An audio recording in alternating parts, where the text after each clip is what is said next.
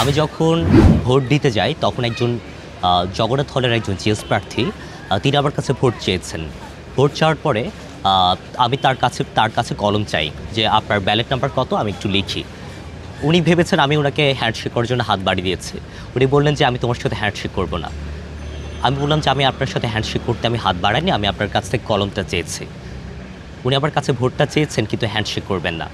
So এখন পর্যন্ত আপনার কিছু কিছু পরিস্থিতি আছে যেগুলো আমাকে একটু প্রতিকূলতার দিকে আমার একটু সহ্য করতে হচ্ছে। কিন্তু আপনার দেখেন 90টা vote, it's huge for me, and এটা আমি নিজে বেস্ট ফিল করছি। অ্যান্ড যারা আমার কাছে আস্থা রেখেছে, আস্থা রাখতে পারি না, আমি সবার সাথে কাজ করব, সবার জন্য কাজ করব।